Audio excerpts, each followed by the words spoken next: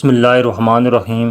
ایک بزرگ نے کہا کہ پورے گاؤں کی خواتین اس شیطان کی وجہ سے گھر سے باہر نہیں نکلتی۔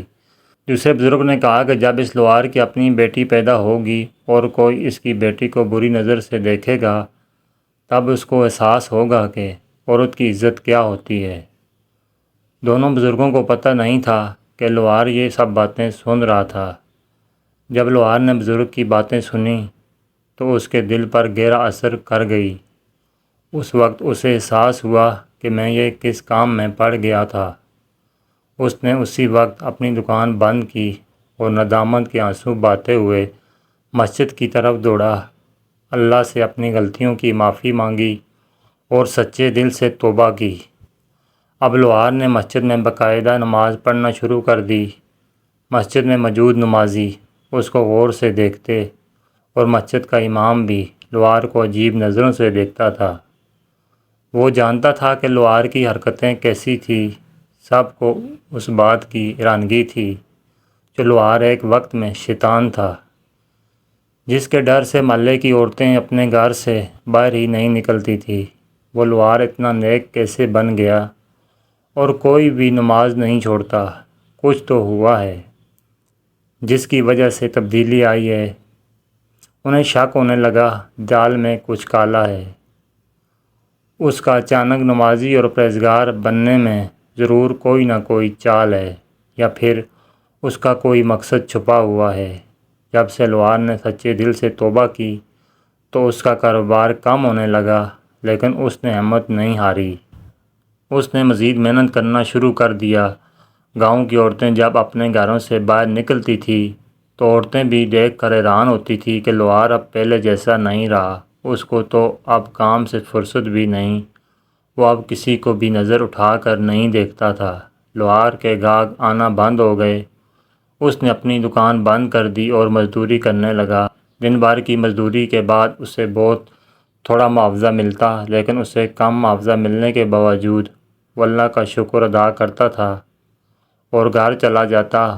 اس کا ایک قریبی دوست نے اس سے کہا، پہلے تم بہت گنہگار تھے اور تمہارا کام بھی بہت اچھا چل رہا تھا، اب جب کہ تم نے توبہ کر لی ہے اور تمہاری دکان بند ہو چکی ہے، تمہارے حالات پہلے سے بدتر ہو چکے ہیں۔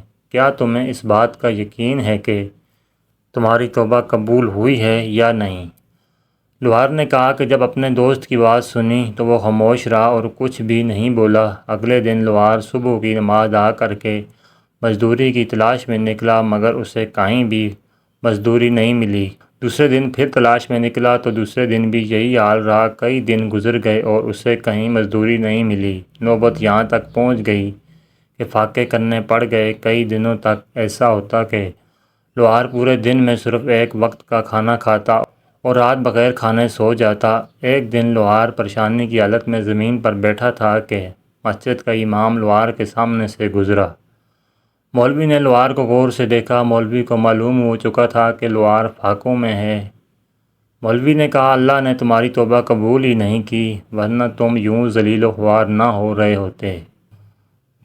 لوہار نے مولوی کو اپنے ساتھ لیا اور اپنی دکان کی طرف چل پڑا۔ مولوی چیختا رہا، مجھے کیوں لے کر جا رہے ہو؟ مگر لوہار نے اس کی ایک نہ سنی۔ لوہار اسے دکان میں لے آیا اور لوہے کے تختے پر لٹا دیا اور آگ سے تھوڑا گرم کرنے لگا۔ مولوی گر گیا اور کہنے لگا، چھوڑ دو مجھے۔ لوہار نے کہا، بے فکر ہو جاؤ، میں تجھے کچھ نہیں کہوں گا، میں تجھے یہاں کچھ دکھانے کے لیے لے کر آیا ہوں۔ میری دکان پر گاہک بے ڈھنگا لوہا لے کر آتے ہیں، کوئی کہتا ہے کہ مجھے تلوار بنا کر دو، کوئی کہتا ہے خنجر بنا کر دو۔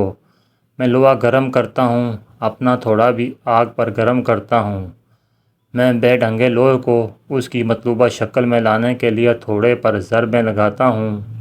بے ڈھنگا لوہا آگ کی تپش اور تھوڑے کی ضرب برداشت کر لیتا ہے تو اس سے مطلوبہ شکل حاصل ہو جاتی ہے، اور جو لوہا ہتھوڑے کی ضرب برداشت نہیں کر پاتا تو اسے میں کباڑ خانے میں پھینک دیتا ہوں۔ اللہ کی راہ میں تکلیف منظور ہے۔ میں اس بات پر آزمائش کے ہتھوڑے کھاؤں اور فاقوں کی تپش سہ لوں، شاید اسی طرح میں اس مطلوبہ شکل میں آ جاؤں گا جس شکل میں اللہ مجھے ڈالنا چاہتا ہے۔ بس میری یہی دعا ہے کہ مجھے بیکار سمجھ کر کباڑ میں نہ پھینک دیں۔ یہ کہہ کر لوہار کی آنکھوں سے آنسو جاری ہو گئے اور مولوی بھی لوہار کی باتیں سن کر رونے لگا اور لوہار سے معافی مانگی کہ میں تمہیں غلط سمجھتا رہا۔ اللہ کی راہ میں آنے والی مشکلات دراصل ہمیں آخرت کی سختی سے بچانے کے لیے ہوتی ہیں۔